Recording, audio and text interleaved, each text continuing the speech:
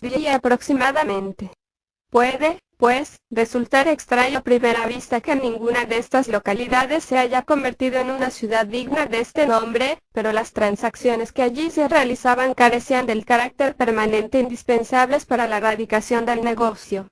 Los comerciantes se dirigían hacia ellas porque estaban situadas en la gran vía de tránsito que iba desde el Mar del Norte hasta Lombardía y porque los príncipes territoriales las habían dotado de franquicias y privilegios.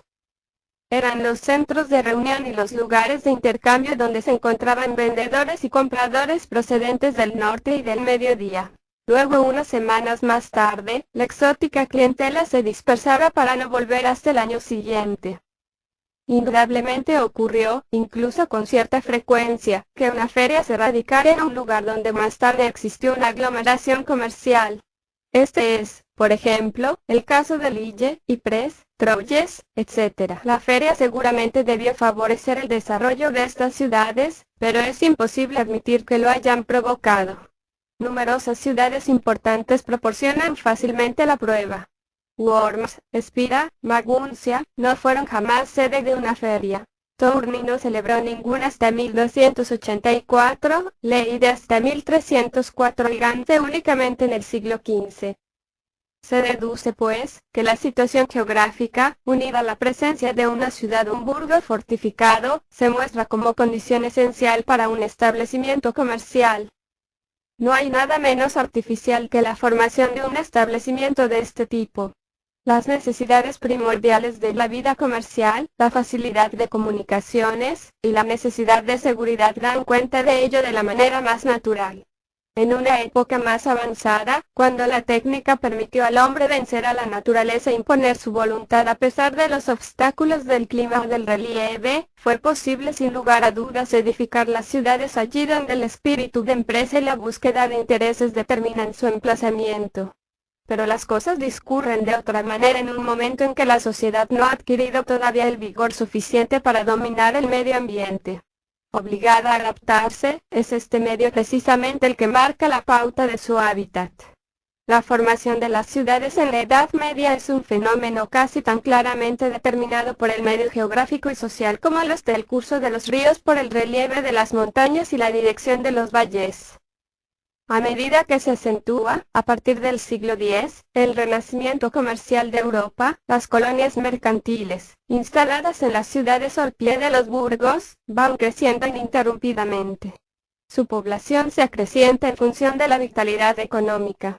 El movimiento ascendente que se evidencia desde sus orígenes continuará de manera ininterrumpida hasta finales del siglo XIII.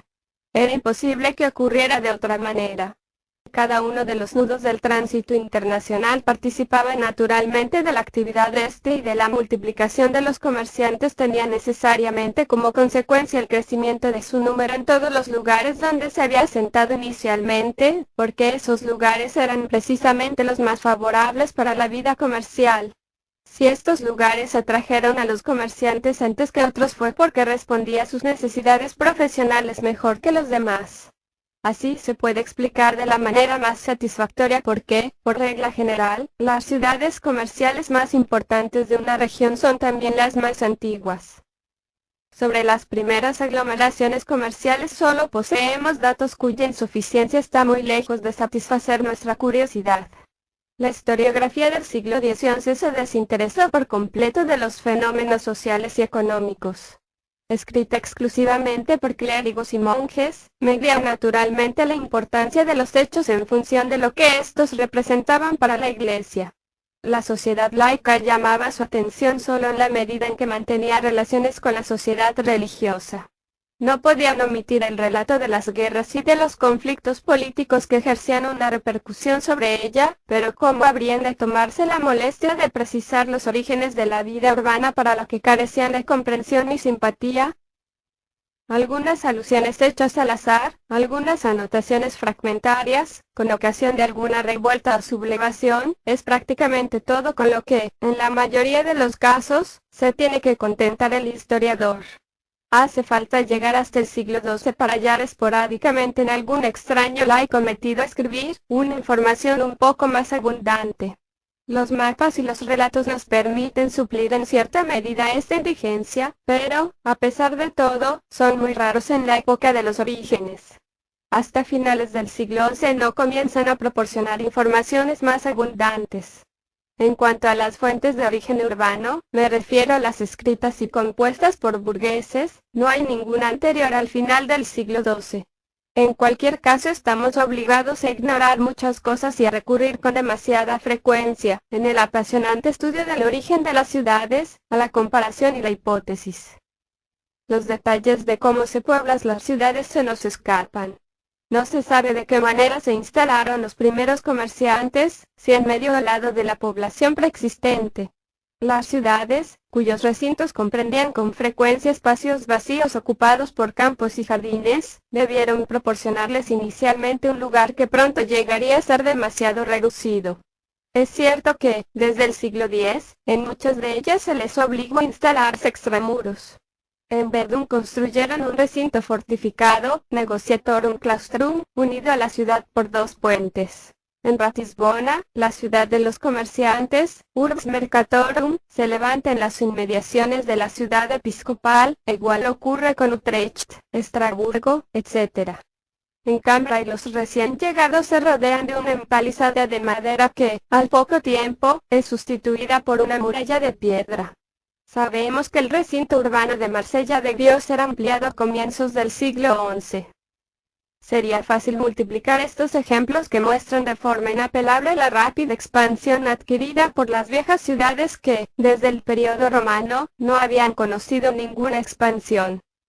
El asiento de la población en los burgos se debió a la misma situación que el de las ciudades, pero se produjo en condiciones bastante distintas. En estos, efectivamente, falta espacio disponible para los que llegaban. Los burgos eran únicamente fortalezas cuyas murallas encerraban un perímetro extraordinariamente limitado, y por esta razón, desde un principio, los comerciantes se vieron obligados a instalarse, por la falta de sitio, en el exterior de ese perímetro. Construyeron un burgo de extramuros a su lado, es decir un suburbio, Foresburgus, suburbium. Este suburbio es llamado por otros textos también Burgo Nuevo, Novus Burgus, por oposición al burgo feudal o burgo viejo, Vetus Burgus, al que estaba adosado. Para designarle encontramos en Inglaterra y en los Países Bajos, un término que responde admirablemente a su naturaleza, portus. En el lenguaje administrativo del Imperio Romano se llamó portus, no a un puerto marino, sino a un recinto ceremonial que sirve de almacén para las mercancías de paso. La expresión pasó, sin transformarse apenas, a las épocas merovingia y carolingia. Resulta fácil comprobar cómo todos aquellos lugares a los que se aplica están situados en cursos fluviales y todos tienen un teloneo establecido. Eran, pues, desembarcaderos en los que se acumulaban, en virtud del juego de la circulación, mercancías destinadas a ser transportadas más lejos. Entre un portus y un mercado o una feria la diferencia es muy clara. Mientras que en estos dos últimos son centros de reunión periódica de compradores y vendedores, aquel es una plaza comercial permanente, un centro de tránsito ininterrumpido. Desde el siglo VII, Dinant, Huy, Maastricht, Valenciennes y Cambrai eran sedes de portus y, por consiguientes, lugares de tránsito. La decadencia económica del siglo VIII y las invasiones normandas arruinaron el negocio. Hay que esperar al siglo X para ver, no solo cómo se reaniman los antiguos portus sino también cómo se fundan, al mismo tiempo, otros nuevos en numerosos sitios. Brujas, Gante, Ypres, Saint-Omer, etc. En la misma fecha descubrimos en los textos anglosajones la aparición de la palabra porte empleada como sinónimo de las palabras latinas urbs y civitas, y ya sabemos con qué frecuencia se emplea la desinencia porte en los nombres de todos los países de habla inglesa. No hay nada que demuestre con mayor claridad la estrecha conexión que existe entre el renacimiento económico de la Edad Media y los comienzos de la vida urbana. Están tan estrechamente emparentados que la misma palabra que designa un establecimiento comercial ha servido, en uno de los más importantes idiomas europeos, para designar también el de la ciudad. El antiguo neerlandés presenta además un fenómeno análogo. La palabra port y la palabra porter son empleadas en este idioma, la primera con el significado de ciudad, la segunda, con el de burgués. Podemos concluir casi con absoluta seguridad que los portus, mencionados tan frecuentemente durante los siglos X y XI junto a los bourgs de Flandes y regiones vecinas, son conglomerados de mercaderes. Algunos pasajes de las crónicas o de las vidas de los santos que nos proporcionan varios detalles al respecto, no dejan que subsista la menor duda en este sentido. Me limitaré a citar aquí el curioso relato de los Miraculous Antiquomari, escrito hacia el 1060 por un monje testigo de los acontecimientos que narra. Habla de un grupo de religiosos que llegan en procesión a Gante. Los habitantes salen a su encuentro como enjambre de abejas. En primer lugar conducen a los piadosos visitantes a la iglesia de Santa Farailda, situada en el recinto del Burgus. Al día siguiente, salen de este para dirigirse a la iglesia de San Juan Bautista, construida recientemente en el Portus. Parece, pues, que nos encontramos aquí con la yuxtaposición de dos centros de población de origen y naturaleza diversos. Uno, el más antiguo, es una fortaleza, el otro, el más reciente, es una localidad comercial. De la fusión gradual de estos dos elementos, en la que el primero será lentamente absorbido por el segundo, surgirá la ciudad. Observemos antes de ir más lejos cuál ha sido la suerte de aquellas ciudades y burgos a los que su emplazamiento no les ha reservado la fortuna de convertirse en centros comerciales. Por ejemplo, para no salir de los Países Bajos, el caso de la ciudad de Teruana o el de los burgos construidos alrededor de los monasterios de Stavelot, Malmedy, Lobes, etc. En el periodo agrícola y señorial de la Edad Media, todos estos lugares se distinguieron por su riqueza y su influencia. Pero, alejados en exceso de las grandes vías de comunicación, no fueron alcanzados por el renacimiento económico, ni, si es que se puede decir de esta manera, fecundadas por él. En medio del florecimiento que éste provocó, permanecieron estériles como semillas arrojadas entre las piedras. Ninguna de ellas se erigió, antes de la época moderna, por encima del rango de una simple aldea semirural. Y no se necesita más para precisar el papel jugado en la evolución urbana por las ciudades y los burgos. Adaptados a un orden social muy distinto del que vio crecer las ciudades, no provocaron su aparición. No fueron, por hablar de alguna manera, sino los puntos de cristalización de la actividad comercial. Esta no procede de ellos, llega de fuera cuando las circunstancias favorables del emplazamiento la hacen confluir allí. Su papel es esencialmente pasivo. En la historia de la formación de las ciudades, el faubourg comercial sobrepasa en mucho la importancia del bourg feudal. Aquel es el elemento activante y gracias a él, como se podrá ver, se explica el renacimiento de la vida municipal que no es sino la consecuencia del renacimiento económico. Las aglomeraciones comerciales se caracterizan, a partir del siglo X, por su crecimiento ininterrumpido. Por esta misma razón presentan un gran contraste con la inmovilidad en la que persisten las ciudades y los burgos en cuya base se han asentado. Atraen continuamente a nuevos habitantes. Se dilatan con su constante movimiento cubriendo un espacio cada vez mayor de forma que, a comienzos del siglo XII, en un buen número de lugares, rodean ya por todas partes a la primitiva fortaleza en torno a la cual construyen sus casas. Desde el comienzo del siglo XI, se hizo indispensable crear nuevas iglesias y repartir la población en nuevas parroquias. En Gante, Brujas, Saint-Omer y otros muchos lugares, los textos señalan la construcción de iglesias debidas frecuentemente a la iniciativa de comerciantes enriquecidos. En cuanto a la instalación y disposición de estos arrabales, solo podemos hacernos una idea de conjunto en la que falta precisar los detalles. El modelo original es generalmente muy sencillo. Un mercado, situado junto al río que atraviesa la localidad o bien en su centro, es el punto de intersección de sus calles, playae, que, partiendo desde allí, se dirigen hacia las puertas que dan acceso al campo. Porque el suburbio comercial, y es importante destacar este hecho con especial atención, se rodea enseguida de construcciones defensivas. Era imposible que fuera de otro modo en una sociedad a la que, a pesar de los esfuerzos de los príncipes y de la iglesia, la violencia y la rapiña azotaban de manera permanente. Antes de la disolución del Imperio carolingio y de las invasiones normandas, el poder real había conseguido bien que mal garantizar la seguridad pública y parece que los puertos de aquella época, o al menos una gran mayoría, fueron lugares abiertos. Pero ya a mediados del siglo IX no existe para la propiedad mobiliaria otra garantía que el refugio de las murallas. Un texto del 845-846 indica claramente que las personas más ricas y los escasos comerciantes que aún subsistían buscaron refugio en las ciudades. El renacimiento comercial sobreexcitó de tal modo los ánimos de los bandidos de todo tipo, que la imperiosa necesidad de protegerse contra ellos se despertó en todas las zonas comerciales. Por la misma razón que los mercaderes no se atrevían a viajar sin armas, convirtieron sus residencias colectivas en plazas fuertes. Los establecimientos que fundaron al pie de las ciudades o de los burgos recuerdan, con gran exactitud, los fuertes y los bloques o buses construidos por los emigrantes europeos, en los siglos XVIII, en las colonias de América y Canadá como estos, en la mayoría de los casos, estaban defendidos únicamente por una sólida empalizada de madera flanqueada por puertas y rodeada por un foso.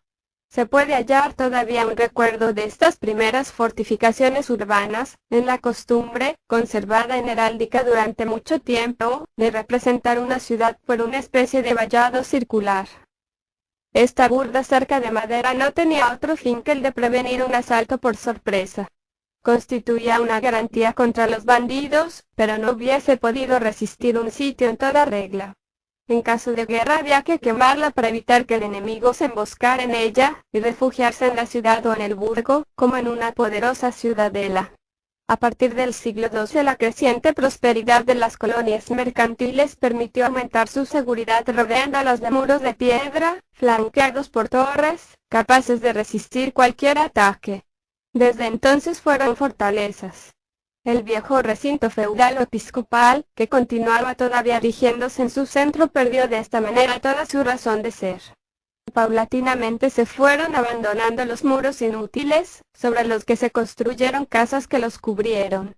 Ocurrió incluso que las ciudades los rescataron del conde del obispo, para quienes solo representaba un capital estéril. Fueron destruidos y transformado el espacio que habían ocupado en solares para edificar. La necesidad de seguridad que tienen los mercaderes nos explica, pues, el carácter esencial de fortaleza que muestran las ciudades medievales. En aquella época no era posible concebir una ciudad sin murallas. Era un derecho. O, empleando el modo de hablar de aquella época, un privilegio que no falta a ninguna de ellas. También aquí la heráldica es fiel reflejo de la realidad al encabezar los blasones de las ciudades con una corona de muros. Pero el recinto urbano no ha servido solamente para el emblema de la ciudad, de él también proviene el nombre que se utilizó, y que todavía hoy se utiliza, para designar la población. En efecto, por el hecho de constituir un lugar fortificado, la ciudad se convertía en un burgo. El área comercial, ya lo dijimos, era conocida, por oposición al viejo burgo primitivo, con el nombre de Nuevo Burgo. Y de ahí les viene a sus habitantes, desde comienzos del siglo XI, a más tardar, el nombre de burgueses, burgenses.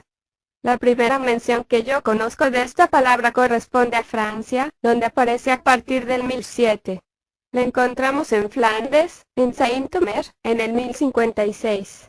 Posteriormente se difunde por el imperio a través de la región del Mosa, donde se la ve citada en el 1066 en Uri.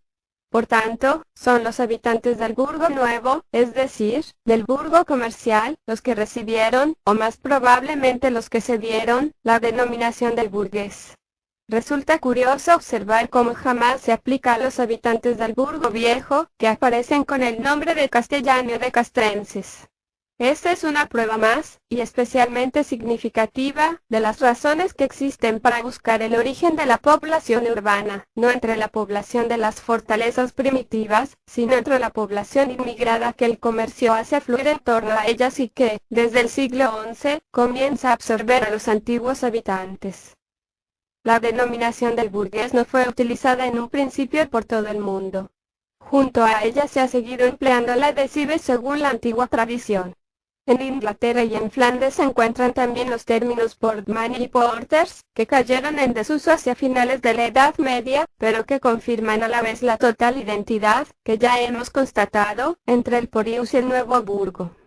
A decir verdad, las dos palabras significan una y la misma cosa, y la sinonimia que establece la lengua entre el portmanus y el burgensis bastaría para atestiguarlo, si no hubiésemos proporcionado las pruebas suficientes.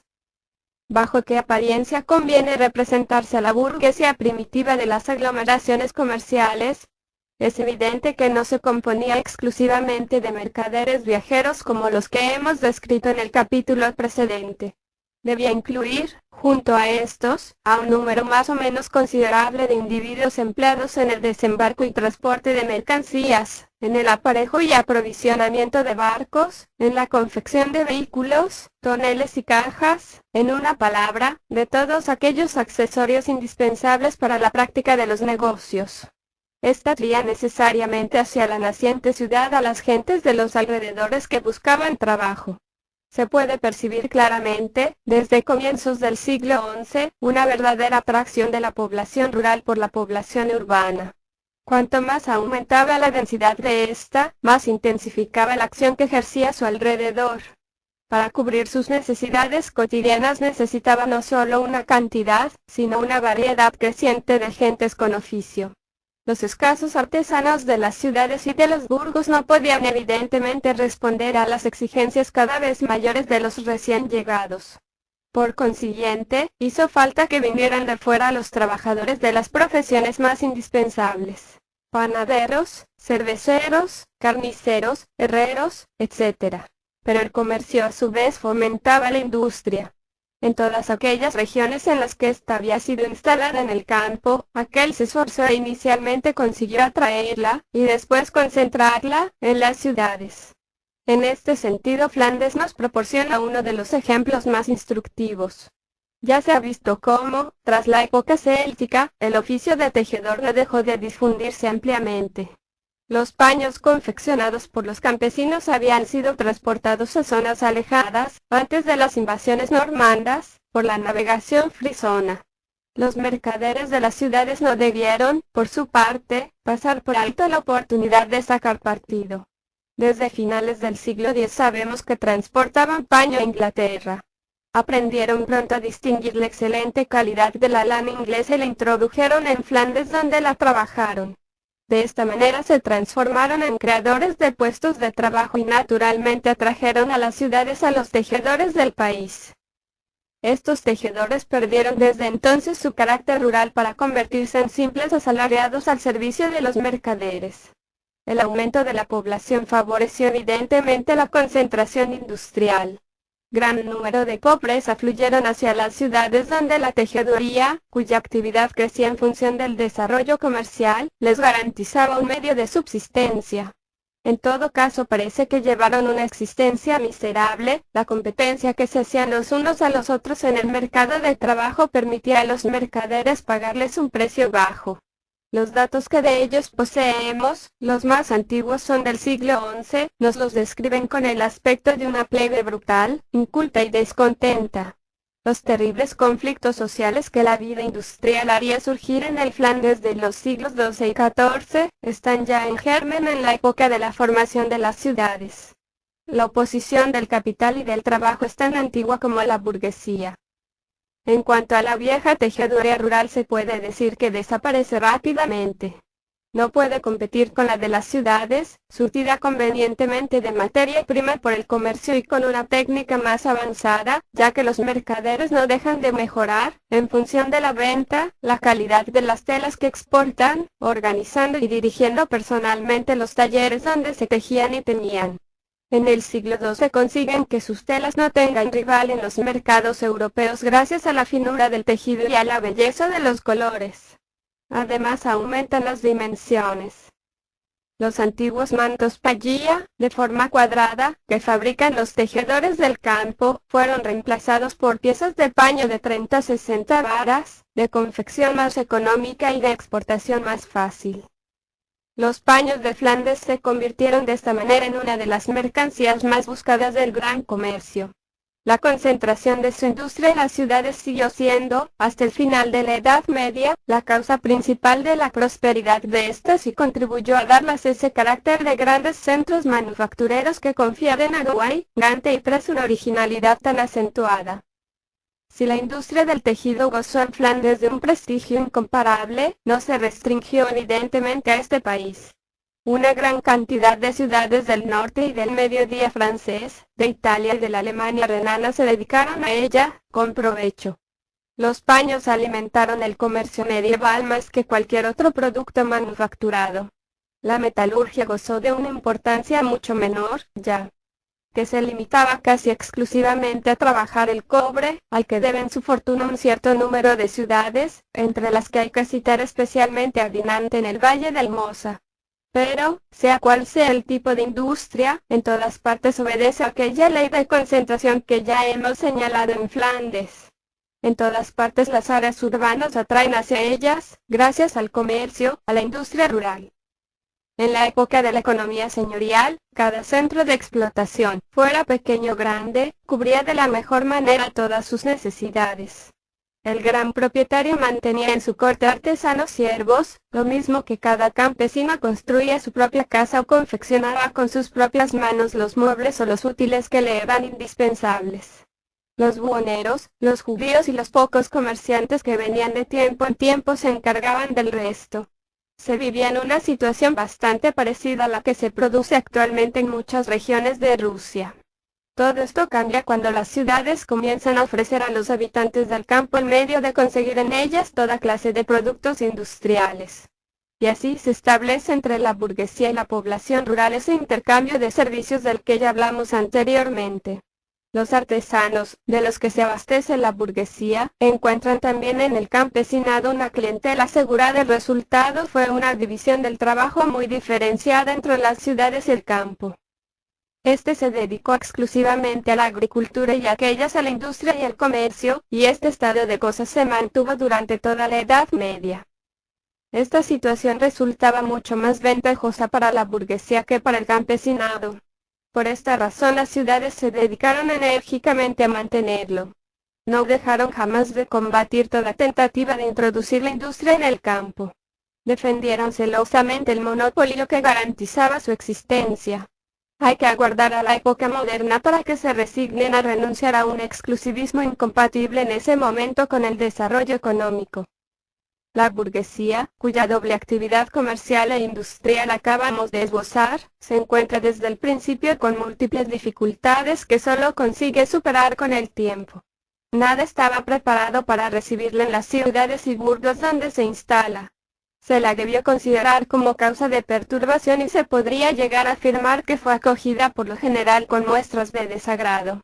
En primer lugar tuvo que llegar a un acuerdo con los propietarios del suelo, que eran unas veces el obispo, otras un monasterio, un conde o un señor, y que además de poseer la tierra eran los encargados de la justicia.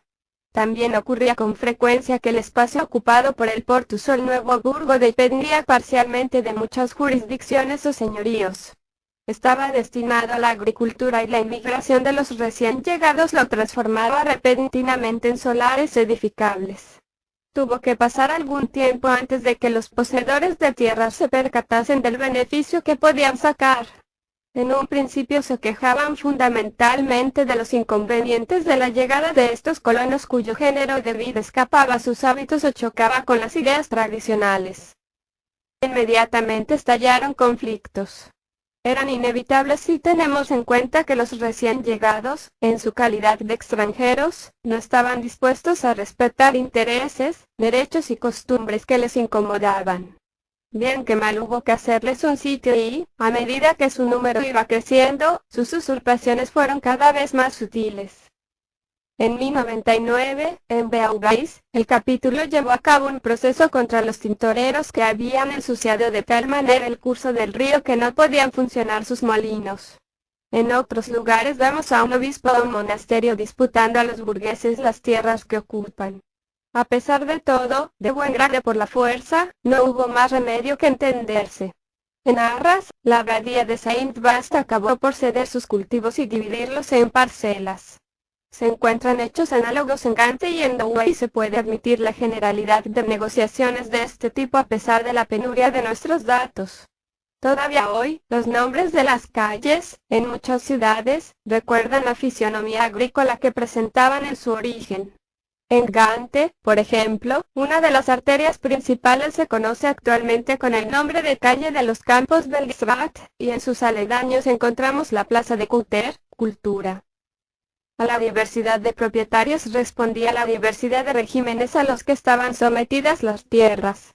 Unas estaban sujetas a censos o corveas, otras a prestaciones destinadas al mantenimiento de los caballeros que formaban la guarnición permanente del viejo burgo, otras a los derechos percibidos por el castellano, por el obispo y por el abogado a título de representantes de la alta justicia. En resumen, todos estaban marcados por una época en la que tanto la organización económica como la política estaban basadas exclusivamente en la posesión de tierras. A esto hay que añadir las formalidades y las tasas exigidas por la costumbre cuando se producía la transmisión de inmuebles, que complicaban extraordinariamente si es que no llegaban a ser imposible su compra o su venta. En tales condiciones, la tierra, inmovilizada por la pesada armadura de los derechos adquiridos que pesaba sobre ella, no podía ser comercializada, adquirir un valor mercantil o servir de base a un crédito. La multiplicidad de jurisdicciones complicaba aún más una situación ya de por sí embarullada. Era muy raro que el terreno ocupado por los burgueses perteneciera a un solo dueño. Cada uno de los propietarios entre los que se repartía poseía su corte señorial, única competente en materias relativas a la tierra. Algunas de estas cortes practicaban además la alta o la baja justicia. La superposición de competencias agravaba aún más la de las jurisdicciones. Ocurría que un mismo hombre dependía a la vez de varios tribunales según se tratara de un asunto de deudas, crímenes o simplemente de posesión de tierras. Las dificultades eran tanto más grandes cuanto que estos tribunales no tenían todo su sede en la ciudad griega. Por tanto, era necesario trasladarse lejos para celebrar la causa. Y por si fuera poco, se diferenciaban entre sí por su composición y por el tipo de derecho empleado.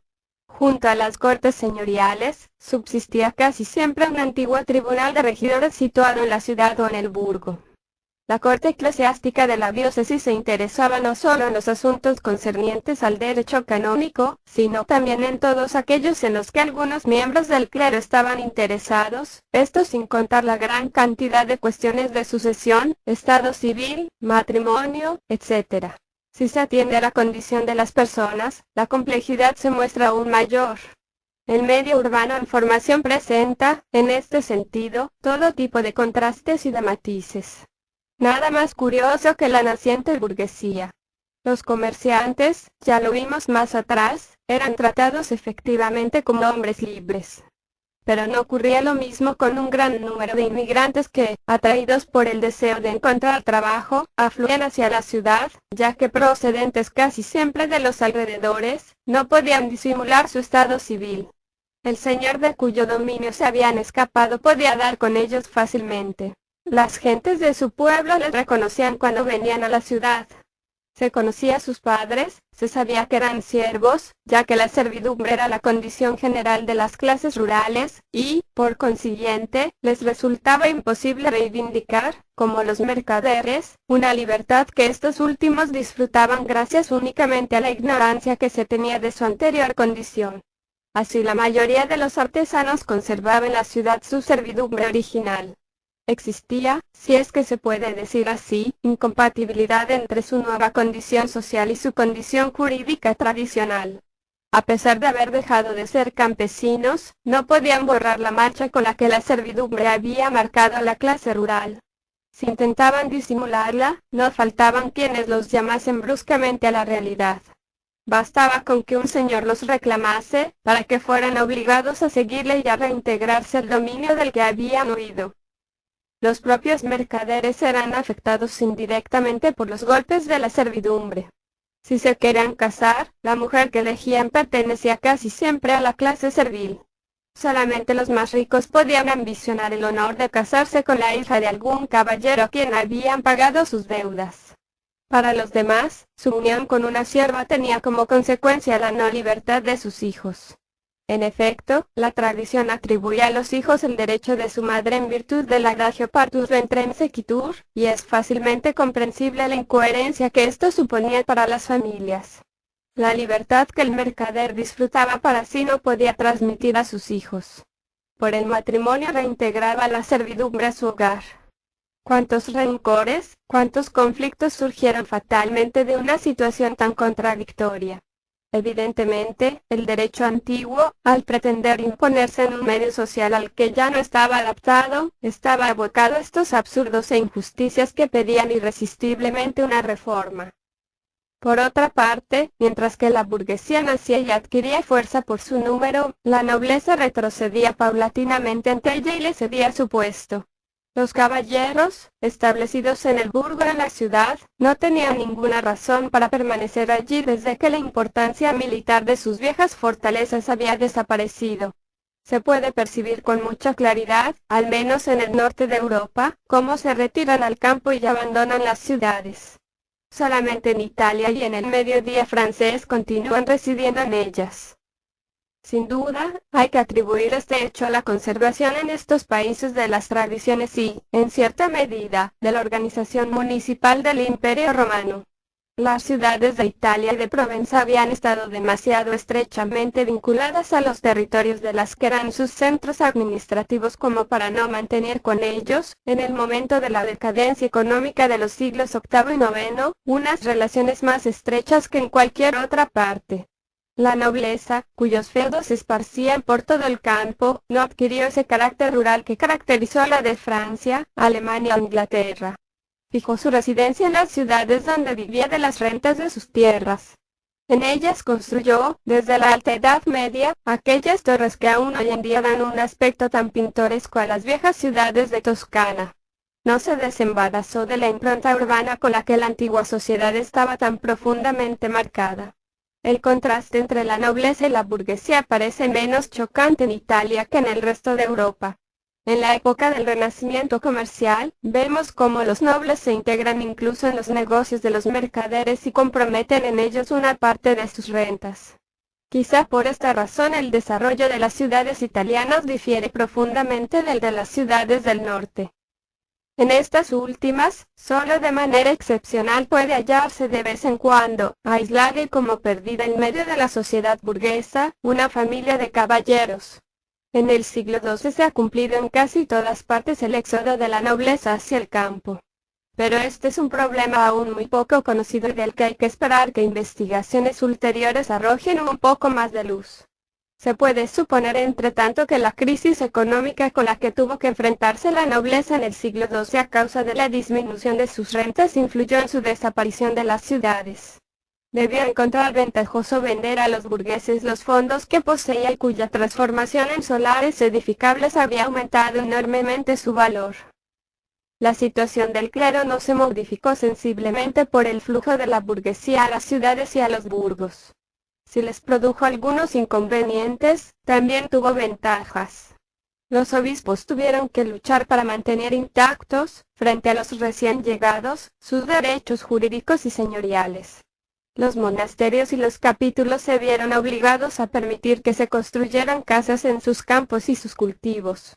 A pesar de todo, el régimen patriarcal y señorial al que estaba habituada la Iglesia se encontró bruscamente enfrentado a reivindicaciones y necesidades inesperadas que provocaron de inmediato un periodo de malestar y de inseguridad. Sin embargo, no faltaban las compensaciones. El dinero obtenido por los lotes de terrenos cedidos a los burgueses proporcionaba una fuente de ingresos cada vez más abundante. El aumento de la población suponía el aumento correspondiente de los alimentados eventualmente a costa de bautismos, matrimonios y fallecimientos. Los mercaderes y los artesanos se agrupaban en cofradías devotas afiliadas a una iglesia o un monasterio por medio de rentas anuales. La fundación de nuevas parroquias, a medida que aumentaba la cifra de los habitantes, multiplicaba el número y los recursos del clero secular. En cuanto a las abadías, solo a título excepcional las vemos aún establecerse en las ciudades a partir del siglo XI. no hubiesen podido acostumbrarse a una vida demasiado bulliciosa y atareada, y además les hubiera resultado imposible encontrar el sitio adecuado para una gran casa religiosa con los servicios accesorios que requería. La orden del Cister, que se extendió tan ampliamente por toda Europa en el curso del siglo XII, solo se estableció en el campo. Habría que esperar al siglo siguiente para que los monjes, en condiciones completamente diferentes, vuelvan a emprender el camino de las ciudades. Las órdenes mendicantes, franciscanos y dominicos, que entonces se asentaron en ellas, no obedecen solamente a la nueva orientación del fervor religioso. El principio de pobreza les hace romper con la organización señorial que había sido hasta entonces el soporte de la vida monástica. A través de estas órdenes el monasterio se encuentra maravillosamente adaptado al medio urbano. Solo pidieron a los burgueses sus limosnas. En vez de encerrarse en el interior de vastos recintos silenciosos, construyeron sus conventos a lo largo de las calles. Participaron en todas las agitaciones y miserias de los artesanos y, al compenetrarse con todas sus aspiraciones, merecieron convertirse en sus directores espirituales. 7. Las instituciones urbanas. Hemos visto cómo las ciudades en formación se nos presentan en una situación singularmente compleja, una situación abundante en contrastes y fértil en problemas de todo tipo. Entre los dos tipos de habitantes que se yuxtaponen en ellas sin llegar a fundirse, se descubre la oposición de dos mundos distintos. La antigua organización señorial con todas las tradiciones, ideas y sentimientos, que indudablemente no surgieron de ella, pero a los que proporcionó su peculiar carácter, se encuentra enfrentada con necesidades y aspiraciones que la sorprenden, la contrarían, a las que no se consigue adaptar y contra las que, desde el primer momento, se opone. Si cede terrenos a pesar suyo y porque la nueva situación se debe a causas demasiado profundas e irresistibles como para que le sea posible evitar sus efectos. Indudablemente las autoridades sociales no pudieron apreciar, en un principio, la trascendencia de las transformaciones que se operaban a su alrededor. Al desconocer su fuerza, comenzaron por intentar resistir. Solo más tarde, y frecuentemente demasiado tarde, se resignaron ante lo inevitable. Como ocurre casi siempre, el cambio no se operó sino a la larga. Y sería injusto atribuir, como se hace miles de veces, a la tiranía feudal o a la arrogancia sacerdotal una resistencia que se puede explicar por los motivos más naturales. En la Edad Media ocurrió lo que viene ocurriendo con frecuencia desde entonces. Los que se beneficiaban del orden establecido se comprometían a defenderlo no solo y no tanto quizá porque protegía sus intereses, sino porque les parecía indispensable para la conservación de la sociedad. Señalemos además que la burguesía acepta esta sociedad. Sus reivindicaciones y aquello que podríamos llamar su programa político no están orientados a subvertirla. Admite sin discusión los privilegios y la autoridad de los príncipes, el clero y la nobleza. Solo quiere obtener, y en tanto que él es indispensable para su existencia, no una revolución del estado de cosas vigente, sino simples concesiones.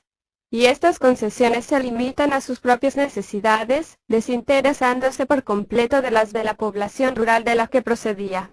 En resumen, únicamente pide que la sociedad le haga un lugar compatible con el género de vida que lleva.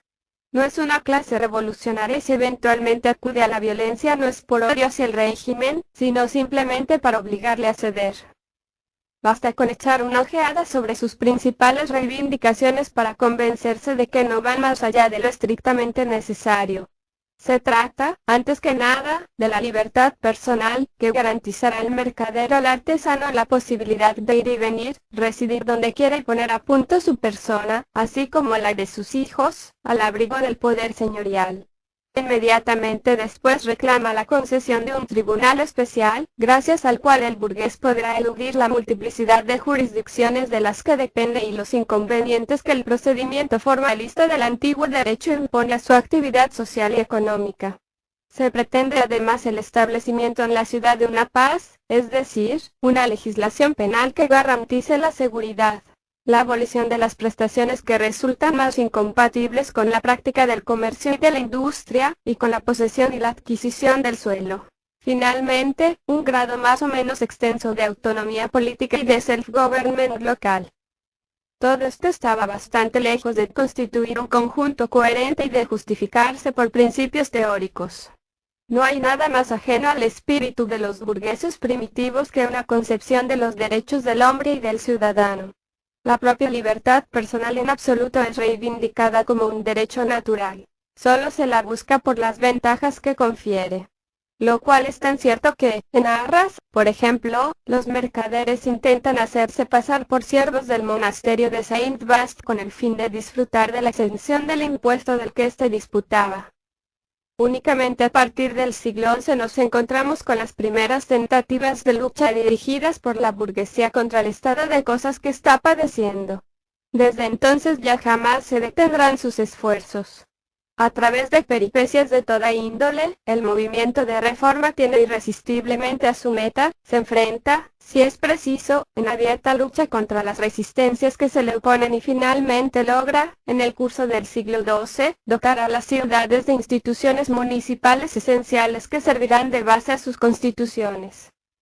En todas partes se observa cómo los comerciantes toman la iniciativa y conservan la dirección de los acontecimientos. No hay nada más natural. ¿Acaso no eran, dentro de la población urbana, el elemento más activo, rico e influyente? ¿No soportaban con impaciencia una situación que dañaba a la vez sus intereses y la confianza en sí mismos?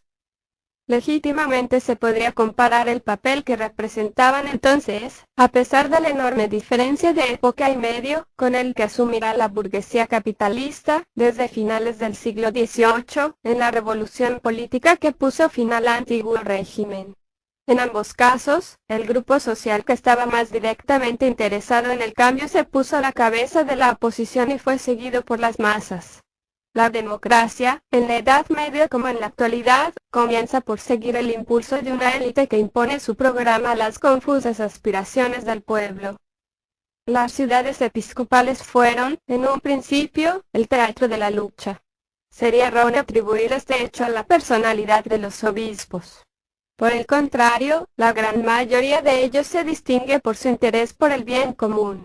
No es raro encontrar excelentes administradores, cuyo recuerdo conserva popularidad a través de los siglos. Por ejemplo, en Lieja, Notger, 972-1008, ataca los castillos de los señores dedicados al bandidaje que infestan los alrededores, desvía un afluente del Mosa para sanear la ciudad y aumenta sus fortificaciones. Sería fácil citar hechos análogos en Cambrai, Utrecht, Colonia, Worms, Maguncia y en cantidad de ciudades alemanas en las que los emperadores se esfuerzan, hasta la guerra de las investiduras, por nombrar prelados que destaquen tanto por su inteligencia como por su energía.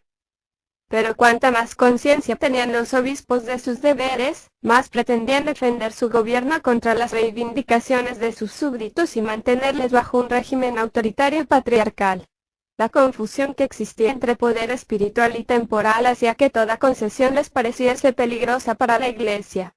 No hay que olvidar que sus funciones les obligaban a residir de manera permanente en las ciudades y razonablemente temían los problemas que les iba a plantear la autonomía de la burguesía, en medio de la cual vivían. Finalmente, ya hemos visto las pocas simpatías que la Iglesia tenía por el comercio, y cómo mostraba una desconfianza que naturalmente la hizo sorda a los deseos de los mercaderes y del pueblo que se agrupaba en torno a ellos, le impidió comprender sus necesidades y la equivocó sobre sus fuerzas. De ahí proceden los malentendidos, las fricciones y bien pronto una hostilidad recíproca que, desde principios del siglo XI, desembocó en lo inevitable. El movimiento comenzó en el norte de Italia. Al ser allí más antigua la vida comercial, se produjeron más rápidamente las consecuencias políticas. Por desgracia, se conocen pocos detalles de estos acontecimientos. Es cierto que la agitación con la que entonces se enfrentaba la Iglesia no hizo sino precipitarlos. La población de las ciudades tomó partido apasionadamente en favor de los monjes y los sacerdotes que llevaban a cabo una campaña contra las malas costumbres del clero, atacaban la simonía y el casamiento de curas y condenaban la intervención de la autoridad laica en la administración de la Iglesia. Los obispos nombrados por el emperador, y comprometidos por este hecho, tenían que hacer frente a una oposición en la que intervenían y se reforzaban mutuamente el misticismo, las reivindicaciones de los mercaderes y el descontento suscitado por la miseria entre los trabajadores industriales. Los nobles participaron en esta agitación, que les proporcionaba la ocasión de sacudirse la autoridad episcopal, e hicieron causa común con los burgueses y los patarinos, nombre con el que los conservadores designaban despreciativamente a sus adversarios. En el 1057, Milán, que era ya la principal ciudad lombarda, estaba en plena efervescencia contra el arzobispo. Las peripecias de la querella de las investiduras contribuyeron, naturalmente, a propagar los disturbios y fue dando un giro cada vez más favorable a los insurrectos, a medida que la causa del Papa ganaba la del emperador. Con el nombre de cónsules se establecieron magistrados encargados de la administración de las ciudades episcopales, bien con consentimiento de los obispos, bien por la violencia. Los primeros cónsules mencionados, pero indudablemente eran los primeros que han existido, aparecen en Lue en el 1080. Ya en el 1068 una corte comunal Curtis Communals aparece mencionada en esta ciudad, síntoma característico de una autonomía urbana que sin duda debía existir en aquel momento en muchos otros lugares. Los cónsules de Milán son citados solamente en el 1107, pero sin lugar a dudas deben ser mucho más antiguos. Desde su primera aparición presentan nítidamente la fisonomía de magistrados comunales. Se reclutan entre las diversas clases sociales, es decir, entre los capitanei, los valvasores y los cives, y representan la comune civitatis.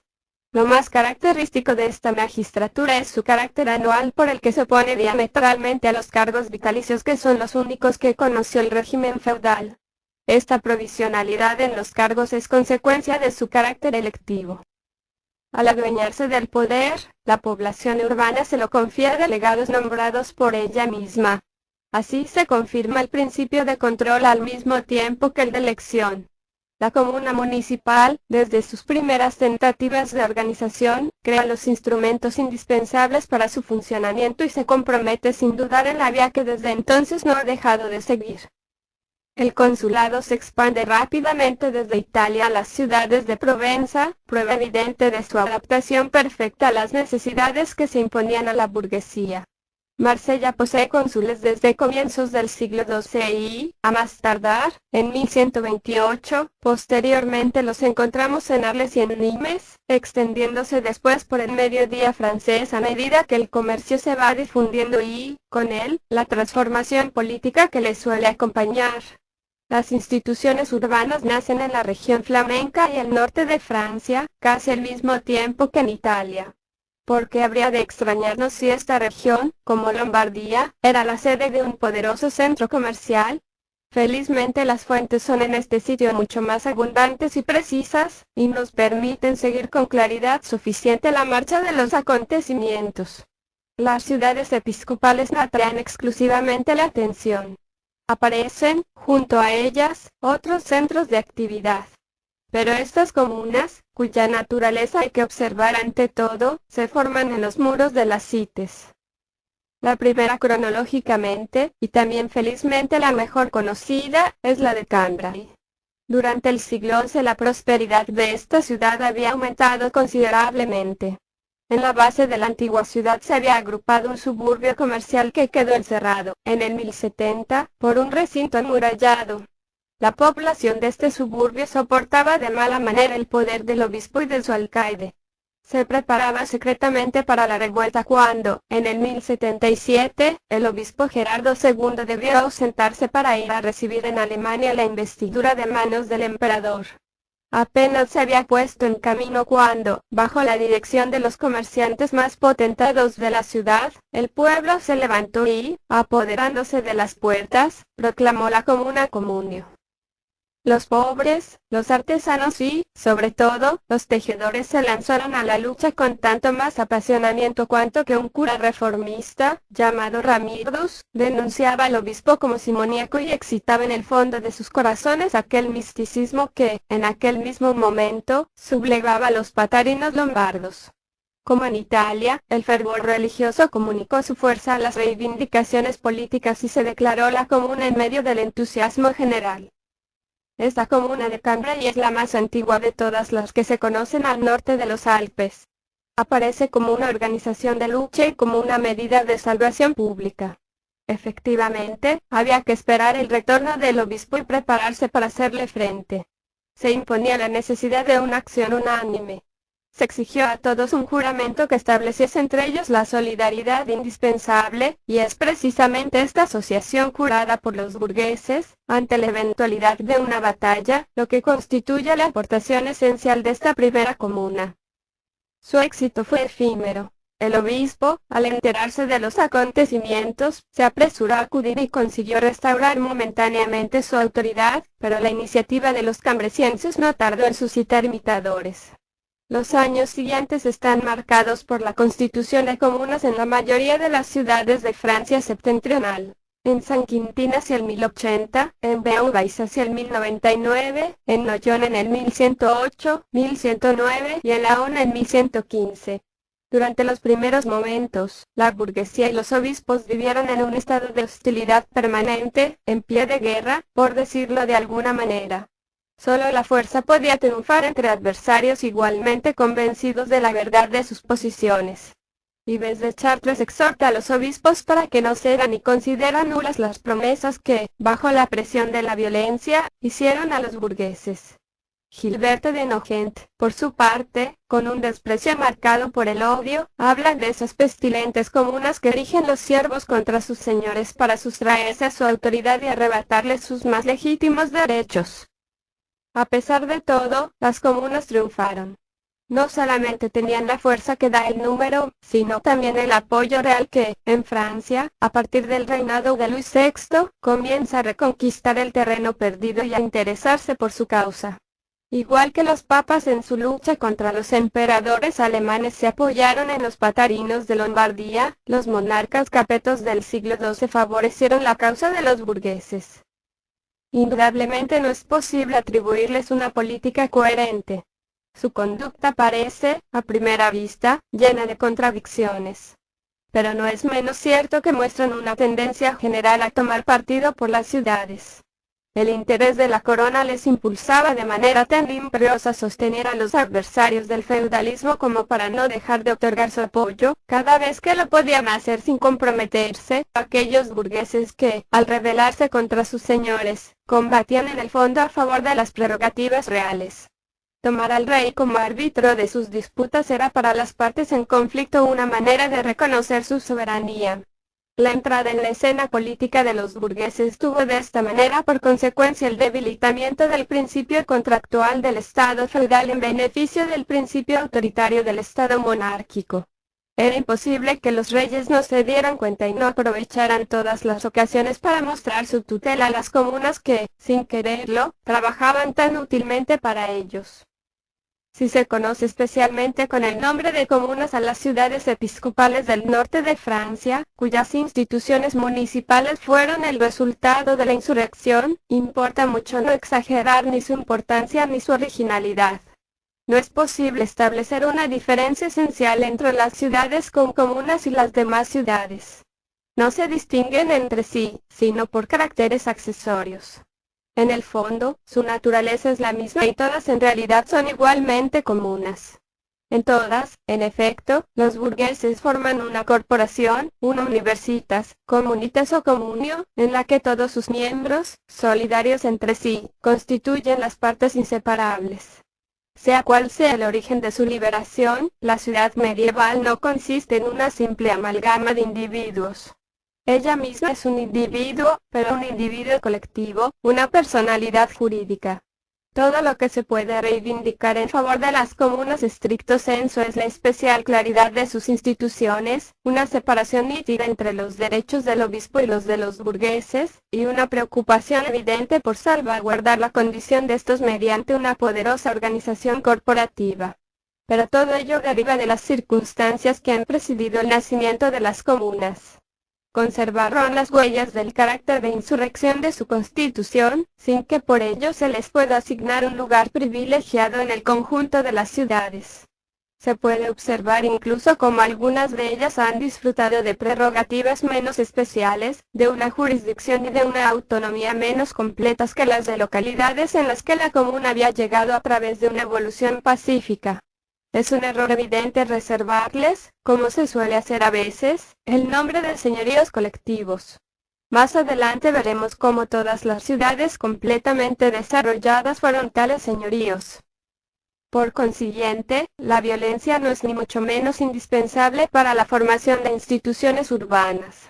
En la mayoría de las ciudades sometidas al poder de un príncipe laico, su desarrollo tuvo lugar sin que hubiera necesidad de recurrir a la fuerza, y no hay que atribuir de ninguna manera esta situación a la especial benevolencia que los príncipes laicos pudiesen mostrar en favor de la libertad política.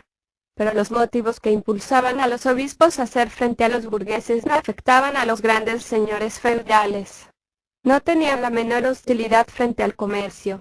Por el contrario, percibieron su efecto beneficioso a medida que aumentaba la circulación en sus tierras, aumentando por lo mismo las rentas de sus peajes y la actividad de sus talleres de fabricación monetaria, obligados a responder a la creciente demanda de dinero líquido. Al no poseer